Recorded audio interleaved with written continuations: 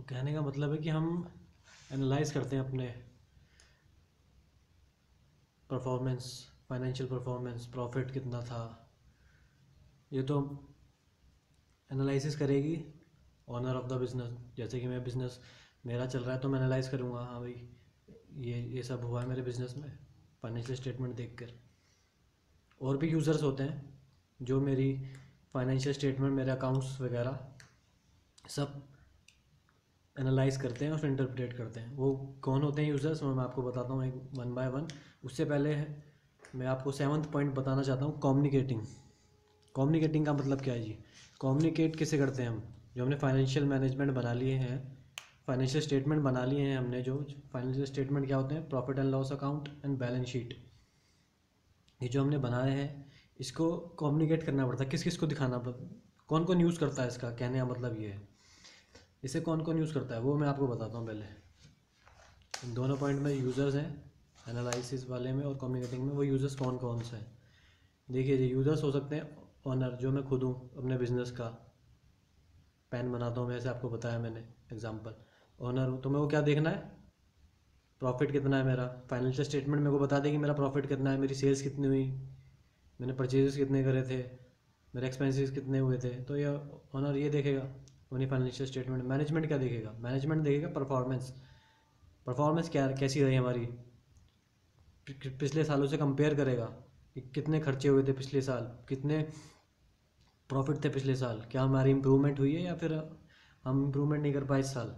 तो मैनेजमेंट वो देखेगा। बैंक, बैंक से हम लोन लेते हैं तो बैंक हमारी फाइनेंशियल स्टेटमेंट देखेगा, हमारी प्रॉफिट एंड लॉस अकाउंट देखेगा कि हमारा प्रॉफिट कितना है, कि हम इतना कमा भी रहे हैं कि हम उनका बैंक का लोन वापस दे सकें, उनको इंटरेस्ट पे कर सकें। तो बैंक भी देखता है।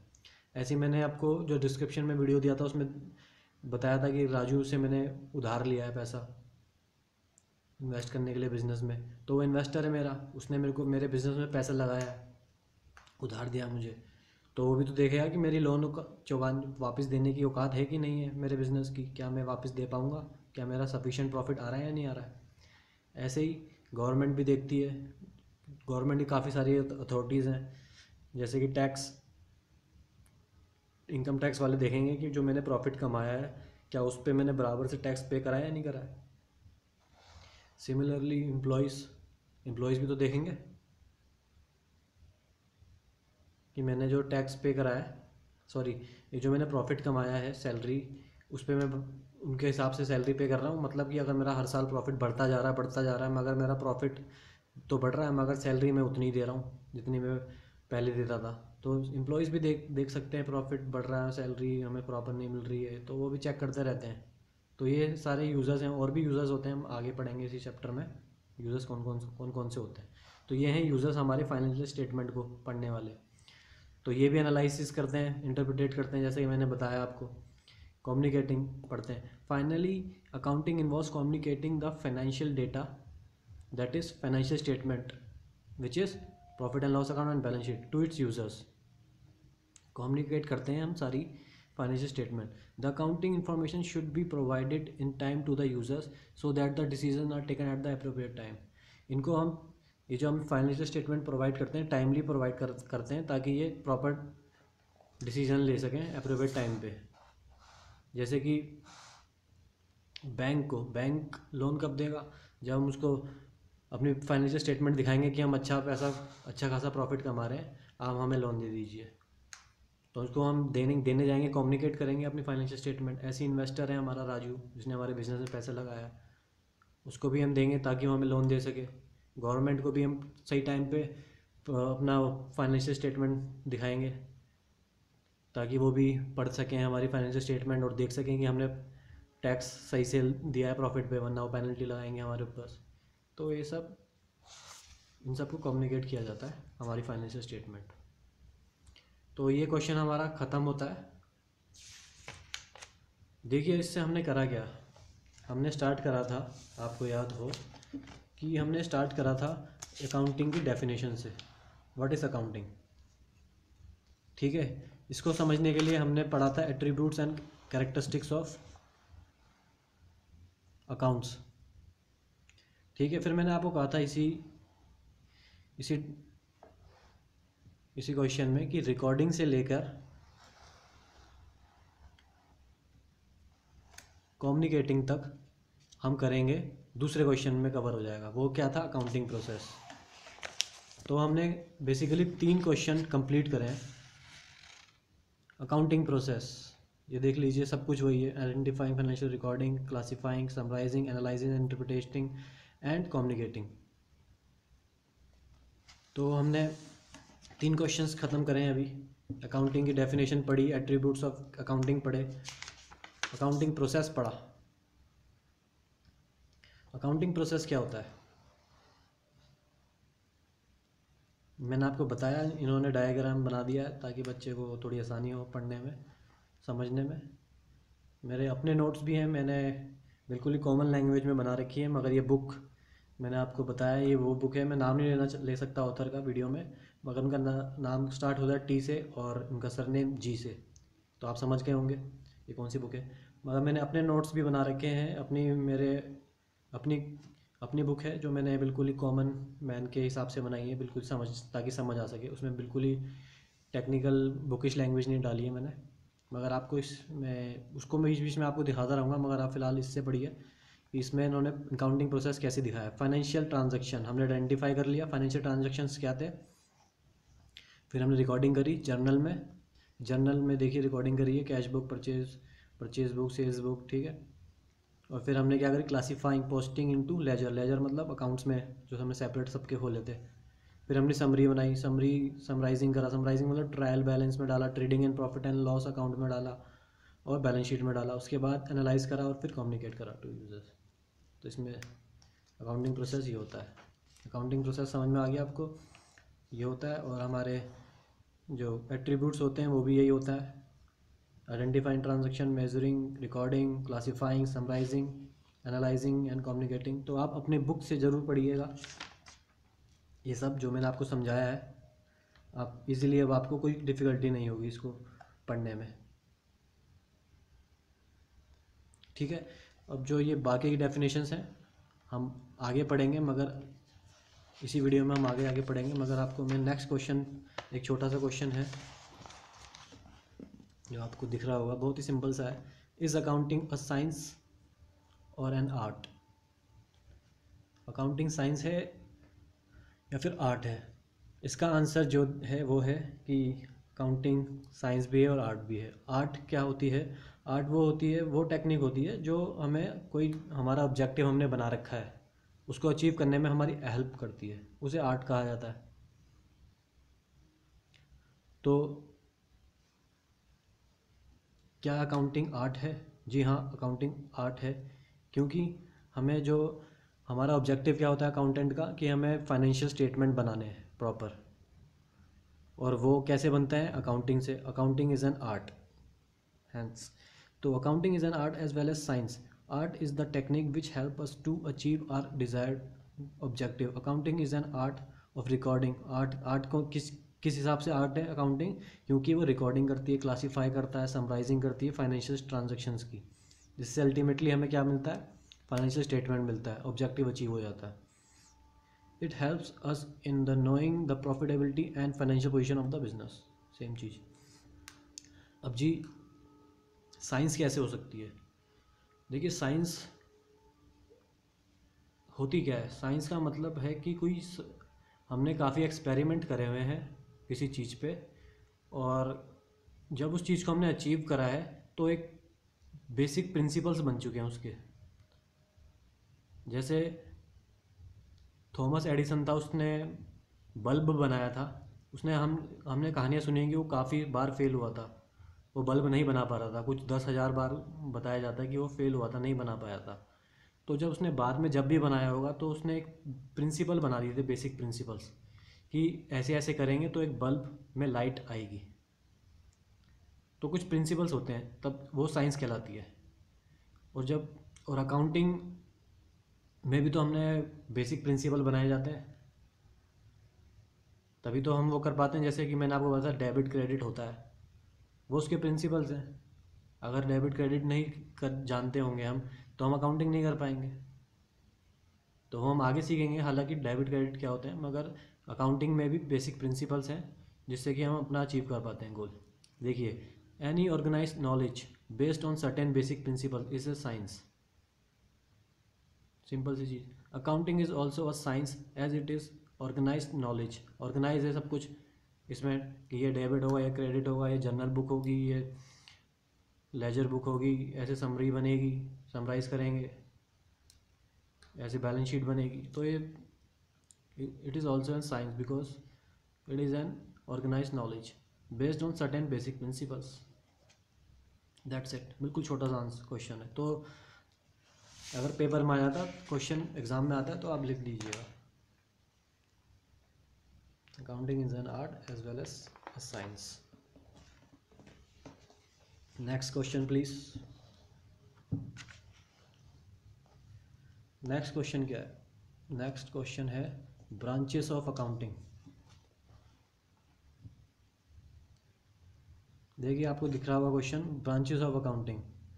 अकाउंट्स की क्या क्या ब्रांच हो सकती हैं, क्या क्या मतलब अकाउंटिंग में आता है, किस किस तरह की अकाउंटिंग होती है। कहने का मतलब है कितने तरह की अकाउंटिंग होती है। इसमें लिखा हुआ है, साफ दिख रहा होगा आपको, financial accounting, cost accounting and management accounting. तो अभी तक जो हमने पढ़ा था, identifying financial transactions and event, और फिर उसको मेज़र करते हैं, फिर उसको रिकॉर्ड करते हैं, फिर उसको क्लासीफाई करते हैं, फिर समराइजिंग करते हैं, वो सब क्या होता है? वो होता है फाइनेंशियल अकाउंटिंग में आता है। इसके नाम से पता चल रहा है फाइनेंशियल अकाउंटिंग, वो सब आता है हमारे फाइनेंशियल अकाउंट में। ताकि और इन सब ट्रांजैक्शंस का हम बनाते हैं profit and loss account and balance sheet. तो ये हो गया फाइनेंशियल अकाउंटिंग। जो सेकंड है कॉस्ट अकाउंटिंग। कॉस्ट अकाउंटिंग होता है, देखिए काफ़ी कहीं, जैसे मैं प्रोडक्ट बना रहा हूँ अपना, पेन का मैंने एग्जांपल लिया था, मैं पेन बना रहा हूँ, तो इसकी कॉस्ट कितनी, कम से कम कॉस्ट आनी चाहिए ताकि मैं ज़्यादा से ज़्यादा मुनाफा कमा सकूँ। इसकी कॉस्ट कैसे कम की जा सकती है, मतलब कॉस्ट से रिलेटेड सारी चीज़ें, कि कितनी कॉस्ट होगी और कितनी में कम की जा सकती है, और एक्सेट्रा एक्सेट्रा, कॉस्ट से रिलेटेड सारी जानकारी, और उसको कॉस्ट को कंट्रोल भी कैसे किया जा सकता है, ये सारी जानकारी कॉस्ट अकाउंटिंग में आती है। जैसे चार्टर्ड अकाउंटेंट होता है एक, ऐसे ही एक कॉस्ट अकाउंटेंट भी होता है। ये सारी जानकारी बताता है कंपनी को, कॉस्ट अकाउंटेंट। और फाइनेंशियल अकाउंटिंग के लिए चार्टर्ड अकाउंटेंट है। अभी हम पढ़ेंगे वन बाय वन इन्हें। मैनेजमेंट अकाउंटिंग, ये कोई नया कॉन्सेप्ट लगता है। मैनेजमेंट अकाउंटिंग, इसके नाम से पता चला ये मैनेजमेंट के लिए बना हुआ है। ये जो भी हमें डिसीजन लेने होते हैं मैनेजमेंट को, वो सब बताता है ये वाली अकाउंटिंग। चाहे उसमें फंड से रिलेटेड हो कि हमारे पास पैसा कितना है, कितना चाहिए, हमारी कॉस्ट कितनी आ रही है, प्रॉफिट सही आ रहे हैं नहीं आ रहे हैं, जो सारे डिसीजन जो मैनेजमेंट लेता है। मैनेजमेंट कौन होता है? जो डायरेक्टर्स हैं, जो चला रहे हैं बिजनेस को, मैनेज कर रहे हैं, तो वो उनसे रिलेटेड सारी इन्फॉर्मेशन मैनेजमेंट अकाउंटिंग देती है। तो कितने ब्रांचेस हैं अकाउंटिंग के? Branches of accounts, financial accounting, chartered accountant इसमें हायर पोस्ट पे होता है,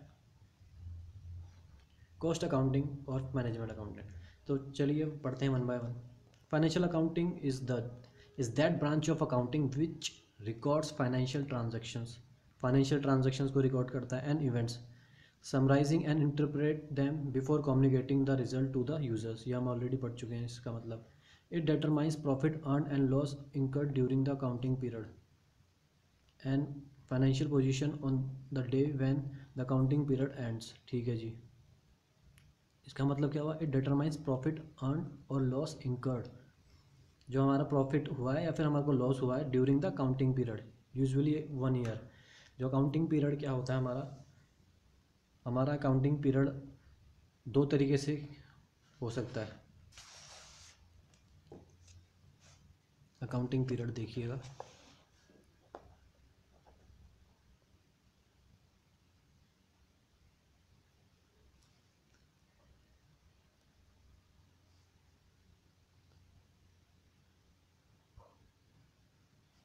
या तो होगा 1 अप्रैल से नेक्स्ट ईयर के 31 मार्च तक, या होगा 1 जैन से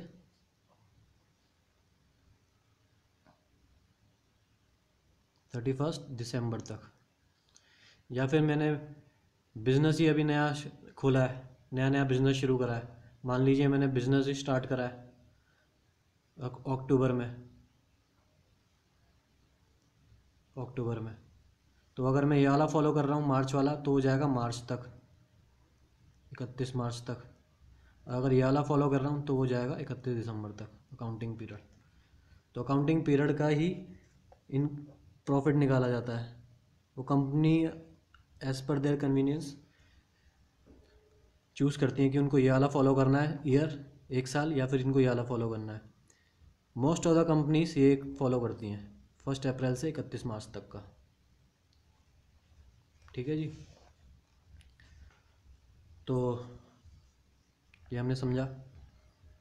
इट डिटरमाइंस प्रॉफिट अर्न और loss incurred during the accounting period and financial position on the date when the accounting period ends. Accounting period end कब हो रहा है? 31 मार्च, 31 दिसंबर। The end product of financial accounting is the profit and loss account. ठीक है, financial accounting से हम क्या क्या बनाते हैं? आखिर में सब कुछ समरी वगैरह बना के profit and loss account for the period ended which shows the profit earn, और ठीक है, and balance sheet as on the last date of the accounting period which shows the financial position. ये सब मैं बता चुका हूँ आपको already. In short, financial accounting is confined to the preparation of financial statement. ठीक है जी, वही जो मैंने आपको बताया है। Cost accounting, this branch of accounting is concern with ascertaining cost of product. मैंने बताया था कि वो प्रोडक्ट की कॉस्ट देखूंगा मैं कब कितनी हो, प्रोडक्ट ऑपरेशंस, प्रोसेसेस और एक्टिविटीज़, कुछ भी, मतलब कॉस्ट ऑफ प्रोडक्ट तो आपको पता चल गया पेन का। ऐसे ही ऑपरेशंस, प्रोसेस होती हैं काफ़ी सारी हमारी, और एक्टिविटीज़ होती हैं। मान लीजिए मैंने कुछ भी एक्टिविटी कराना चाहता हूँ मैं अपने पेन की प्रमोशन के लिए, या किसी भी चीज़ की एक्टिविटीज़ कराना चाहता हूँ मैं, मॉल्स में जाके मैं कोई एक्टिविटीज़ कराना चाहता हूँ कि ताकि मेरा पेन प्रमोट हो सके, बेच सकूँ मैं। तो एक्टिविटीज़ हो रही हैं, या मैंने दूसरे तरह के ऑपरेशंस करें अपने पेन को बेचने के लिए, एडवर्टाइजमेंट देने के लिए, तो उसकी कितनी कॉस्ट कम से कम आ सके, उसकी कॉस्ट कितनी आएगी, वो सब कॉस्ट अकाउंटिंग में आता है। ठीक है जी, तो कॉस्ट अकाउंटिंग में क्या आता है? Ascertaining of cost, reducing the cost, cost को कम से कम किया जा सके, और कंट्रोलिंग कॉस्ट को कंट्रोल किया जा सके। कॉस्ट अकाउंटिंग में आ गया हो, कॉस्ट से रिलेटेड सारी चीज़ें। मैनेजमेंट अकाउंटिंग, मैंने आपको बताया management accounting is related to management accounting is the most recently developed branch of accounting. It is concerned with generating accounting information relating to funds, cost, profits, etc. as it enables the management in decision making. ठीक है, वही जो मैं आपको बताया वही है। तो एक क्वेश्चन और ख़त्म होता है हमारा ब्रांचेस ऑफ अकाउंटिंग।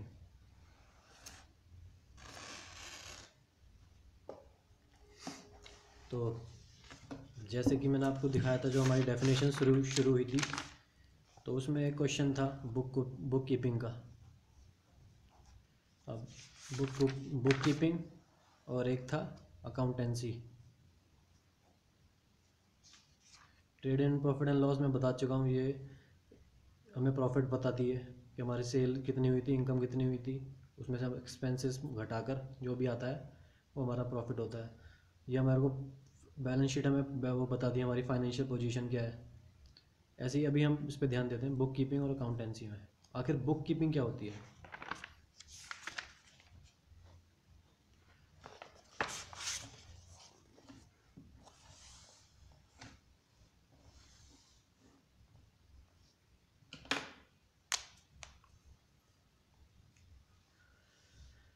देखिए, अब आप इसको बुक कीपिंग के बारे में पढ़ेंगे तो आपको पता चल जाएगा कि बुक कीपिंग आखिर होती क्या है। अकाउंटिंग की जो हमने डेफिनेशन पढ़ी थी, बुक कीपिंग की भी वही है, मगर वो क्लासीफाइंग तक ख़त्म हो जाती है। जो हम क्लासीफाई करते हैं लेजर अकाउंट तक, वो वहाँ पर ही ख़त्म हो जाती है बुक कीपिंग की। मतलब कि बुक कीपिंग में हम क्या क्या करते हैं, आइडेंटिफाई करते होंगे फाइनेंशियल ट्रांजैक्शन कि अपने हमने मशीनरी ख़रीदी, आइडेंटिफाई कर लिया, फिर उसकी कीमत निकालते हैं मेजरिंग करके कि कितनी हो सकती है, फिर हम उसको रिकॉर्ड करते हैं जर्नल्स में, और फिर उसके बाद हम क्या करते हैं, उसको क्लासीफाई कर देते हैं उसके लेजर अकाउंट में।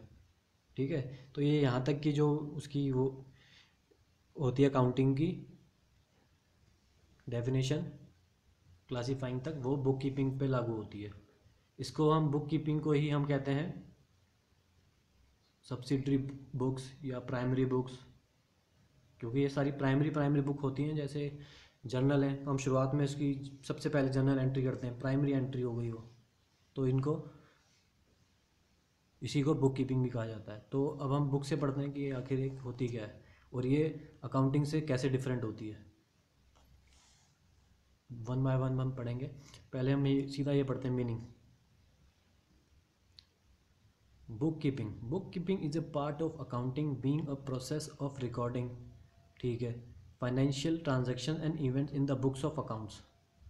ठीक है, 10 बुक कीपिंग इन्वॉल्व्स, देखिए, identifying financial transactions and events, हमने आइडेंटिफाई कर लिया ये फाइनेंशियल है, मॉनेटरी टर्म्स के आइटम्स हैं, इनमें फाइनेंस इन्वॉल्व है, आइडेंटिफाई कर लिया। फिर उनको मेज़र कर लिया इन टर्म्स ऑफ मनी, जो हमारी करेंसी है INR, इंडियन रुपीज़, उसमें हमने वो कर लिया, मेज़र कर लिया। फिर उनको रिकॉर्ड कर लिया, recording the identified financial transaction and event in the books of accounts, मतलब हमने उनकी जर्नलाइज, रिकॉर्डिंग का मतलब हमने जर्नलाइज कर लिया उन्हें। ठीक है जी। फिर क्या करते हैं हम, क्लासीफाइंग। क्लासीफाइंग का मतलब classifying recorded transaction and events, classifying the recorded, जो हमने रिकॉर्ड करा उनको क्लासीफाई करेंगे। क्लासीफाइंग कैसे करते हैं हम, posting them into ledger account. Ledger account का मतलब जो हम सेपरेट अकाउंट बनाते हैं। अब जो उसके बाद हम समरी बनाते हैं वो इसमें इंक्लूड नहीं है बुक कीपिंग में, क्योंकि वो होता है हमारा main target, profit and loss बनाना और बैलेंस शीट बनाना। वो हमारी प्राइमरी बुक्स नहीं होती, प्राइमरी बुक्स होती हैं जर्नल एंड लेजर्स। इन एक्टिविटीज़ को कहते हैं प्राइमरी बुक, और यही होती है हमारी बुक कीपिंग। ठीक है जी। ये तो हम जर्नल पढ़ते हैं, इसको प्राइमरी बुक क्यों कहा जाता है आपको बताता हूँ ये कहाँ से आया।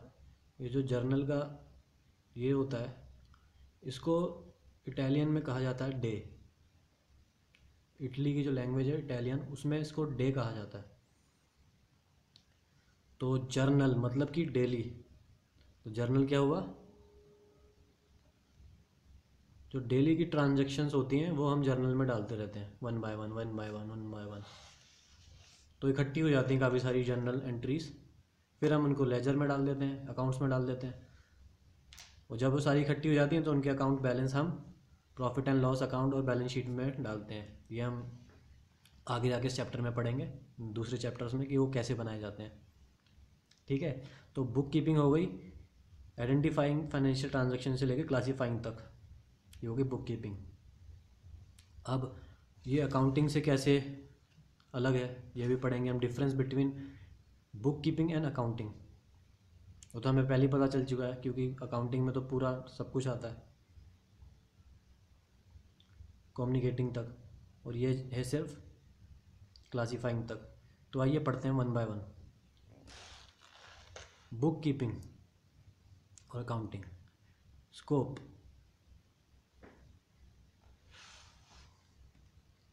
Scope, bookkeeping is a concerned with bookkeeping is concerned with identifying financial transactions, measuring them in money, recording them in books of accounts and classifying them। ठीक है, classifying the ही bookkeeping को कहा जाता है। Accounting is concerned with summarizing the recorded transactions, interpreting them and communicating the result। ठीक है, जो classifying तक हम करते हैं, ये जो प्रोसेस बताई थी मैंने आपको काउंटिंग प्रोसेस, उसमें जो क्लासीफाइंग तक था वो तो हो गया बुक कीपिंग। और जो उसके बाद है समराइज़ करना, इंटरप्रेट करना और कम्युनिकेट करना, वो होती है अकाउंटिंग। ये है बड़ा काम, समरी बनाना। समरी का मतलब हम उससे प्रॉफिट निकाल रहे हैं, इससे पहले काम तो छोटे मोटे थे कि जो इनवॉइस आया हमने उसकी एंट्री कर ली, बस जो सब कुछ कर लिया। इनवॉइस से हमने जर्नल एंट्री कर ली, लेजर बना लिए। मेन काम तो ये है ना, समरी में बनाना और उनके हमें प्रॉफिट निकालना, balance sheet banana, profit and loss banana, analyse करना, कम्युनिकेट करना। तो अकाउंटिंग का काम ये है, और ये इसको कहा जाता है बुक कीपिंग, क्लासीफाइंग तक stage. It is primary stage, it is the basis of accounting, basis for accounting. ठीक है, जब ये बन जाते हैं अकाउंट्स वगैरह तभी तो हम उसको उसका बैलेंस उसमें डालते हैं, ट्रायल बैलेंस में, प्रॉफिट एंड लॉस में, बैलेंस शीट में। सही है, it is basis for accounting. It is a secondary stage, it begins when book keeping ends. सही है, जब वो खत्म होंगे तभी तो स्टार्ट कर पाएंगे, तभी तो समरी बना पाएंगे। सही बात है। Objective, the objective of bookkeeping is to maintain systematic record of financial transactions. Objective क्या है? बुक कीपिंग को मेंटेन करना, systematic records of financial transaction के। Objective accounting is to ascertain net result of operation. Net result of operation का मतलब profit निकालना। And financial position क्या बताया था मैंने आपको? फाइनेंशियल पोजीशन होती है balance sheet. And to communicate information to the interested parties मतलब यूज़र्स, जो मैंने आपको यूज़र्स बताए थे। तो अकाउंटिंग क्या बनाती है? नेट रिजल्ट ऑफ ऑपरेशन का मतलब प्रॉफिट निकालती है। फाइनेंशियल पोजीशन मतलब balance sheet. And to communicate information, जो हमारा प्रॉफिट निकला वो कम्युनिकेट, वो प्रॉफिट वगैरह जो बैलेंस शीट बनाई है उसको कम्युनिकेट करती है। किसको? Interested parties. वो कौन कौन सी हैं? यूज़र्स हैं, जो मैंने आपको बताए थे, owner, management, bank, investor, government, employees, etcetera etcetera. अच्छा जी, अब nature of job. This job is routine in nature. मैंने बताया था कि जर्नल का मतलब क्या होता है? डेली। तो हम रूटीन का है, डेली इसमें जर्नल एंट्रीज में हमें एंट्री डालनी पड़ती है, जर्नल बुक में एंट्रीज डालनी पड़ती हैं, रोज़ का काम है, रूटीन का काम है। और this job is analytical and dynamic in nature. तो जो हम समरी बनाते हैं, फिर हम प्रॉफिट निकालते हैं, तो थोड़ा इसमें थोड़ा एनालिसिस करना पड़ता है हमें। ये रूटीन का काम नहीं होता, ये तब शुरू होता है जब हम बुक कीपिंग ख़त्म कर चुके होते हैं। Performance, it being a routine work is performed by junior staff. तो ये कोई छोटे मोटे जो हमारे अकाउंटेंट होते हैं, ये वो काम करते हैं, वो काम कर सकते हैं। ये वाला रूटीन का वर्क है, बस सिर्फ इन्वॉइस देखे, एविडेंस देखे और एंट्री कर दी जर्नल में और लेजर में। और ये it is being specialised function is perform by senior staff. ये सीनियर स्टाफ के द्वारा किया जाता है। क्यों? क्योंकि इनका काम तो क्या है? प्रॉफिट निकालना है इनको। ये जब प्रॉफिट निकाल पाएंगे तभी तो आगे जो यूज़र्स हैं उनको कम्युनिकेट कर पाएंगे। तो प्रॉफिट निकालना कोई छोटा मोटा टास्क तो नहीं होगा। हम भी सीखेंगे आगे आगे कि प्रॉफिट कैसे निकाला जाता है प्रॉफिट एंड लॉस अकाउंट में। तो ये सीनियर स्टाफ से के द्वारा किया जाता है। Special skills, book keeping is mechanical in nature and thus does not require special skill. Mechanical in nature मतलब कि डेली करना होता है हमें, वही इन्वॉइस आ रहे हैं, हम वही एंट्री कर रहे हैं कि हमने सैलरी पे करी, हमने एक मशीनरी खरीदी, हमने सेल करी, वही है। तो हमारे पास वही आ रही है, हम जर्नल एंट्रीज करे जा रहे हैं और हम लेजर अकाउंट बनाए जा रहे हैं। Accounting require special skills and ability to analyse and interpret. Obvious ही बात है, इतना कुछ पढ़ लिया, अब आपको इस बताने की ज़रूरत तो है नहीं कि क्यों, क्योंकि वही बात है कि प्रॉफिट निकालना है, स्किल्स होने चाहिए, उसको इंटरप्रेट करना है, उसको एनालाइज करना है पिछले सालों के मुकाबले। तो इसमें स्पेशल स्किल्स चाहिए होती है, तो इसको सीनियर स्टाफ ही करता है। ठीक है जी, तो ये तो था बुक कीपिंग एंड अकाउंटिंग। अगला क्या टॉपिक होता है? अगला टॉपिक है जी अकाउंटेंसी। क्या होती है? हमने तो सुना है कि हमें तो बच्चा क्या सोचता है, अकाउंटिंग और अकाउंटेंसी सेम चीज़ है। बिल्कुल नहीं है जी। अकाउंटेंसी का मतलब होता है जो नॉलेज अकाउंटिंग की है, मतलब जो उन्होंने सिस्टमेटिक नॉलेज बनाई है अकाउंटिंग को करने की, उसे कहा जाता है अकाउंटेंसी। जो प्रिंसिपल्स हैं, बेसिक प्रिंसिपल्स, जैसे डेबिट क्रेडिट के रूल्स हैं, उनको कहा जाता है, वो क्या है? वो है अकाउंटेंसी, वो है रूल्स। जब उनको अप्लाई किया जाता है, जब उनको अप्लाई करते हुए हम अकाउंट्स बनाते हैं, डेबिट क्रेडिट करते हैं, जर्नल एंट्री करते हैं, वो हो गई अकाउंटिंग। और जो तो अकाउंटेंसी क्या हुई, जो बेसिक नॉलेज है, सिस्टमेटिक नॉलेज बना रखी है अकाउंटिंग करने की, उसको कहा जाता है अकाउंटेंसी। और जब अकाउंटिंग करते हैं वो अकाउंटिंग है। अकाउंटिंग करते कैसे हैं, अकाउंटिंग अकाउंटेंसी के बेसिक प्रिंसिपल्स को लगा के। तो अकाउंटेंसी क्या हुई, बेसिक प्रिंसिपल्स हैं जो, सिस्टमेटिक प्रिंसिपल्स हैं जो, उसकी जो नॉलेज है अकाउंटिंग की, उसको कहा जाता है अकाउंटेंसी। जब उसको अप्लाई किया जाता है, उस नॉलेज को जब अप्लाई किया जाता है अकाउंटिंग में, उसको अकाउंटिंग हो गई। That's it. तो अकाउंट, आइए बुक से पढ़ते हैं। Accountancy is a systematic knowledge of accounting, ठीक है। It explain how to deal with various aspects of the accounting. यह हमें बताती है कि जो तरह तरह के एस्पेक्ट्स हैं अकाउंटिंग के, उसको कैसे डील किया जाए। जैसे कि फॉर एग्जांपल हमने मशीन खरीदी तो उसको कैसे डील करेंगे हम, वो हमें अकाउंटेंसी बताती है। और जो हमने अगर किसी को सैलरी पे करी है उसको कैसे डील करेंगे, हमने जो हमारे डेटर्स थे वहाँ से पैसा आया है उसको कैसे डील करें, उसे कैसे अकाउंटिंग में शो करें। हमने क्रेडिटर को पैसा दिया है उसको कैसे करें, हमने इंटरेस्ट मिला है इन्वेस्टमेंट पे उसको कैसे डील करें। ये सारी बातें अकाउंटेंसी की नॉलेज है। जब इसको अप्लाई करते हैं तो उस एप्लीकेशन को कहा जाता है, जो हम अप्लाई कर रहे हैं अपने अकाउंट्स में, उसको कहा जाता है accounting. It educates us how to maintain the books of accounts and how to summarize the accounting information and communicate it to the users, ठीक है। ये हमें बताती है, एजुकेट करती है कि कैसे कैसे बनाया जाता है अकाउंट्स और कैसे समराइज किया जाता है और कम्युनिकेट किया जाता है। In other words of collar, accountancy refers to the entire body of the theory and practice of the accounting. बिल्कुल सही बात, ठीक है जी। अब इसका वो पढ़ लेते हैं कि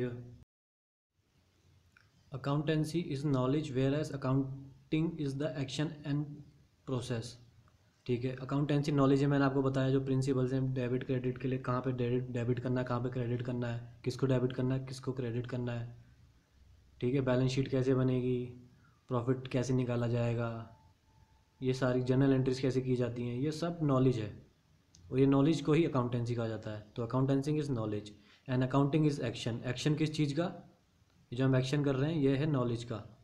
ये नॉलेज आ गई है हमें तो हम उसको अप्लाई करेंगे, अकाउंट्स बनाएंगे, ठीक है। तो accounting is knowledge whereas accountancy is knowledge and accounting is action. Accounting process is carried out on the basis of the rules and principles framed by the accountancy, ठीक है। Accounting तो तभी की जाएगी ना जब हमें नॉलेज पता होगी, अकाउंटेंसी की बेसिक प्रिंसिपल्स पता होंगे, रूल्स पता होंगे, डेबिट क्रेडिट ये सब पता होगा, तभी तो हम काउंटिंग कर पाएंगे। तो वही बताएगा इस लाइन में। Thus it said that accountancy is knowledge of the accounting, ठीक है। Accountancy is the knowledge of accounting and accounting is application of accountancy. बिल्कुल वही बात। तो आपका ये क्वेश्चन भी ख़त्म होता है।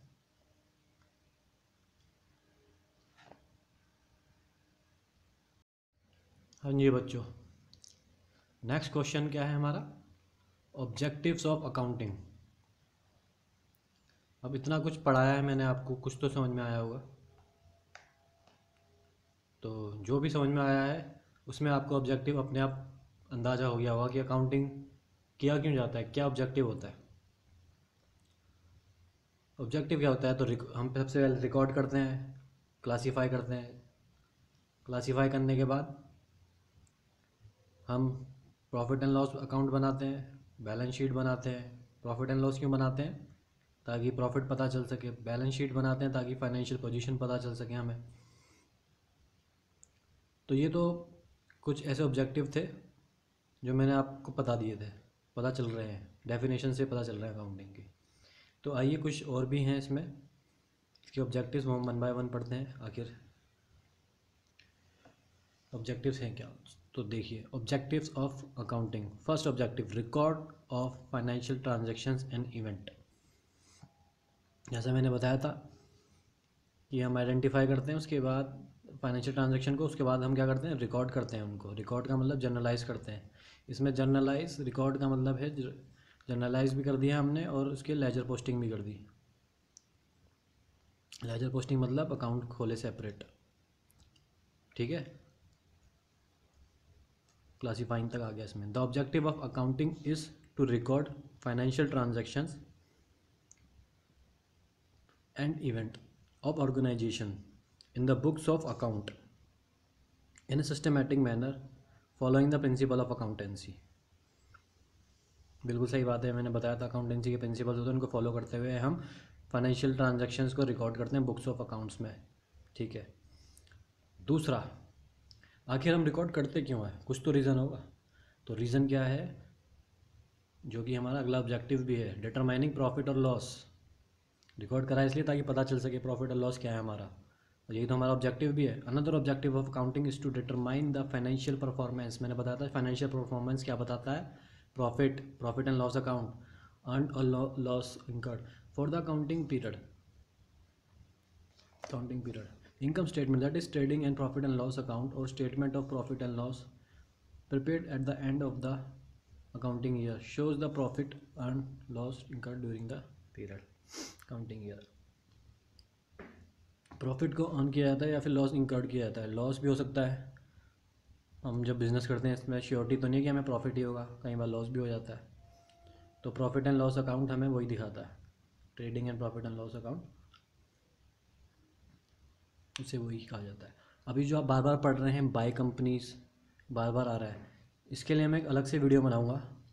इसमें मैं डिफ़ाइन करूंगा कि बिज़नेस किन किन तरीक़ों से किया जाता है और उसमें कौन कौन से एक्ट लगते हैं, क्या क्या लगता है। मतलब आपको पूरा क्लियर हो जाएगा कि ये बार बार बाय कंपनीज क्यों लिख रहा है।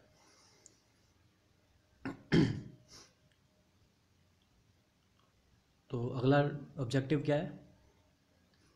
पहला था रिकॉर्ड करा। रिकॉर्ड क्यों करा? क्योंकि हमें प्रॉफिट निकालना था, लॉस निकालना था, ताकि पता चल सके। अगला है determining financial position. Financial position क्या बताया था मैंने आपको, क्या होती है? Balance sheet. बैलेंस शीट क्या बताती है? हमारी फाइनेंशियल पोजीशन क्या है, हमारी जो लायबिलिटीज़ साइड है, जो हमारी लायबिलिटीज़ हैं, जो मैंने आपको डिस्क्रिप्शन वाली वीडियो में बताया था। लायबिलिटीज़ साइड है, जहाँ से हमारे पास पैसा आया है उसको हमने कहाँ कहाँ पर लगाया है, कैसे कैसे लगाया है। कहीं हमारी लायबिलिटीज़ ज़्यादा तो नहीं हो गई हैं, कहीं हमारे जो रिसोर्सेज हैं कहीं वो हमने कहीं गलत तरीके से तो यूटिलाइज़ नहीं करें हैं। तो ये सारी इन्फॉर्मेशन हमें दे देती है financial position. Another objective of accounting is to determine financial position. It is known as the balance sheet. That is financial position of the business is relevant for the users of financial statement. Financial statement क्या होते हैं? Balance sheet and profit and loss account. As is the income statement, that is profit and loss account in the case of. ये बार बार जो आ रहा है companies का, आपको एक वीडियो में बता दूंगा मैं आपको कि आखिर क्यों आ रहा है। मगर ये बात क्लियर है कि ऑब्जेक्टिव्स क्या हैं? रिकॉर्ड करना, प्रॉफिट एंड लॉस को डिटरमाइन करना, फाइनेंशियल पोजीशन को डिटरमाइन करना। अगला क्या है देखिए जी, ये कुछ नया सा है, असिस्टिंग द मैनेजमेंट। आखिर ये जो हमारे अकाउंटिंग होती है, हम रिकॉर्ड करते हैं, जर्नलाइज कर रहे हैं, क्लासीफाई कर रहे हैं, लेजर अकाउंट बना रहे हैं, प्रॉफिट एंड लॉस बना रहे हैं, ये मैनेजमेंट को असिस्ट कैसे करती है, कैसे हेल्प करती है मैनेजमेंट की? खुद सोचिएगा।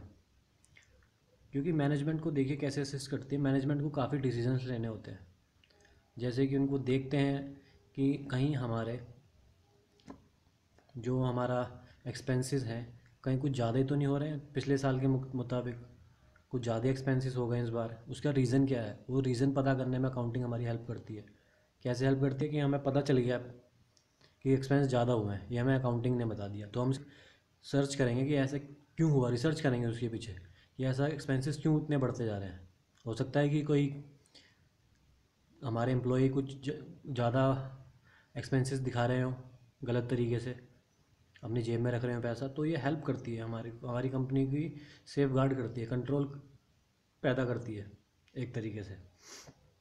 तो मैनेजमेंट को कैसे असिस्ट कर रही है अकाउंटिंग? उसको बताती है कि खर्चे ज़्यादा हो रहे हैं तो हम अवेयर हो जाते हैं, या हमें बताती है कि हमारा प्रॉफिट पिछले साल से ज़्यादा आ रहा है या कम आ रहा है। अगर कम आ रहा है तो इम्प्रूवमेंट के लिए डिसीजन लेते हैं कि ताकि इम्प्रूव करें, ज़्यादा प्रॉफिट कम आए, आने वाले ग्रोथ करें कंपनी में, तो हमें मैनेजमेंट को डिसीजन लेना पड़ता है।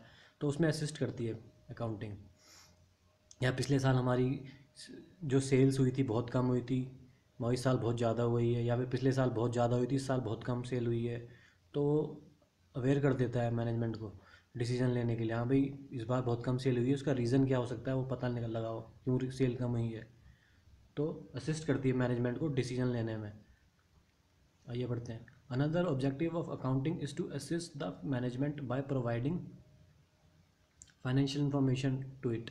फाइनेंशियल इन्फॉर्मेशन बताती है ना, सेल कितनी हुई और प्रॉफिट कितना हुआ, एक्सपेंसेस कितने हुए। The management often requires financial information for decision making. Management को हमेशा चाहिए होती है information, financial information for decision making. Exercising control, जैसे मैंने बताया था कि एक्सपेंसेस कुछ ज़्यादा ही हो रहे हैं, कहीं कोई घपला तो नहीं कर रहा है बीच में, कोई एम्प्लॉय घपला तो नहीं कर रहा है, तो वहाँ पे हम कंट्रोल लगा देते हैं। मान लीजिए कि एक्सरसाइजिंग कंट्रोल मतलब, मान लीजिए जो हमारा कैश काउंटर पे बैठता था, जो हमारा एम्प्लॉय बैठता था, वो कैश घर ले आता था, उसका कुछ एंट्री नहीं करता था। तो हमने वहाँ पे एक्सरसाइज, हमें पता चला कि ऐसा कुछ घपला हो रहा है, तो हमने वहाँ पे क्या कर दिया, सीसीटीवी लगा दिया वहाँ पे, या कोई ऐसी इलेक्ट्रॉनिक मशीन लगाई कैश गिनने की जिससे वो घपला ना कर सके, तो हमने कंट्रोल लगाया वहाँ पे। और budgeting and forecasting. Budgeting and forecasting का मतलब हम बजट बना देते हैं, जहाँ हमें पता चल जाता है कि हमारे पिछले साल एक्सपेंसेस इतने हुए थे। मान लीजिए फॉर एग्जांपल हमारे पिछले साल एक्सपेंसेस हो गए थे 1 लाख रुपए के, तो हमने बजट बना लिया कि हम 1 लाख रुपए, हमने थोड़ा सा बजट बढ़ा देते हैं, या तो हमने 1.5 लाख बना दिया कि 1.5 लाख रुपए में हम एक्सपेंसेस करेंगे। और फोरकास्टिंग मतलब कहाँ कहाँ करेंगे, फोरकास्ट कर दिया कि ऐसे ऐसे एक्सपेंसेस होंगे। इससे क्या फ़ायदा होगा, हमने पहले ही बजट बना के रखा हुआ है। इससे क्या होगा कि हमारा एक्स्ट्रा जो एक्सपेंसेस होंगे वो नहीं लाएंगे, क्योंकि हमने पहले डिसाइड कर रखा है हम ये एक्सपेंसेस करेंगे और यहाँ यहाँ करेंगे। तो हमने बजट बना के रखा हुआ है, फोरकास्ट कर रखा है कि यहाँ यहाँ पे एक्सपेंसेस होंगे, इससे ज़्यादा एक्सपेंसेस हम नहीं होने देंगे। तो ये बजट, तो ये सारे हेल्प करता है मैनेजमेंट को, ये सारे डिसीजन मैनेजमेंट लेती है, तो ये अकाउंटिंग हेल्प करती है मैनेजमेंट को। पांचवा तो बहुत ही कॉमन सा है, जो आप पढ़ चुके हैं पहले भी क्वेश्चंस में, कि communicating accounting information to the users. अकाउंटिंग का काम क्या है, मैंने बताया था, जो जितने भी इतने सारे यूज़र्स मैंने आपको गिनवाए थे, बताए थे, वो सारे यूज़र्स को इन्फॉर्मेशन देना, अकाउंटिंग इन्फॉर्मेशन टाइमली। ठीक है, एक ये भी अकाउंटिंग का इन्फॉर्मेशन, अकाउंटिंग का होता है कम्युनिकेटिंग करना objective. Last objective business assets. ये कुछ अलग लगा होगा आपको कि ये कहाँ से आ गया। ये बिज़नेस के जो एसेट्स होते हैं, मैंने आपको डिस्क्रिप्शन वाली वीडियो में दिखाए थे थोड़े बहुत एसेट्स, उनको प्रोटेक्ट कैसे करता है ये। प्रोटेक्ट ऐसे करेगा जी, देखिए कि जो मेरी फर्नीचर था, मान लीजिए एग्जांपल देता हूँ, पिछले साल उसकी वैल्यू थी 4 लाख रुपए, और इस साल बची फर्नीचर की वैल्यू सिर्फ 50,000 रुपये। 3.5 लाख रुपये का कहाँ कहाँ चला गया फर्नीचर मेरा, कहीं तो कुछ ना कुछ घपला हुआ है, कहीं ना कहीं तो चला गया मेरा फर्नीचर। तो वो मैं देखूंगा कि कहाँ कहाँ कैसे गया है, किसी ने मिसयूज़ तो नहीं करा, कोई घर तो लेकर नहीं चला गया एम्प्लॉय फर्नीचर्स वगैरह। तो वो मेरी क्या कर रहा है, अकाउंटिंग बता रही है मुझे फिगर कि पहले इतने थे अब इतने हो गए, मुझे अवेयर कर दिया, तो प्रोटेक्ट कर रही है मेरे बिजनेस के एसेट्स को। ये सिर्फ एक एग्जांपल था फर्नीचर का, कुछ भी हो सकता है, कैश भी हमारा एसेट होता है। पिछले साल इतना आता था, पिछले महीने इतना था, इस महीने इतना हुआ है, इतना कम कैसे हो गया, तो प्रोटेक्ट करेंगे हम वहाँ पे कैश को। और ऐसे ही कंप्यूटर या जितने भी हैं हमारे डेटर्स, इतने सारे पिछले पिछले महीने डेटर्स थे 2 लाख रुपए के, और अब हो गए 1,80,000 के, मगर किसी डेटर ने पेमेंट करी नहीं।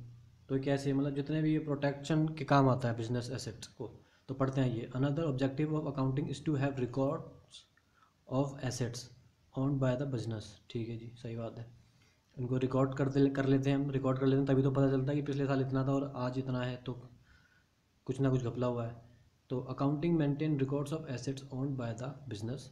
बिजनेस ने जो एसेट्स, बिजनेस के पास जो एसेट्स हैं उसको हम रिकॉर्ड करते हैं अकाउंटिंग के द्वारा, which enables the management to protect them and exercise control, जो कि हमें हेल्प करता है उसको प्रोटेक्ट करने में, और वहाँ पे हम कंट्रोल इस्टेब्लिश करते हैं। जैसे फॉर एग्जांपल कैश काउंटर पे हमने सीसीटीवी लगा दिया, ऐसे ही।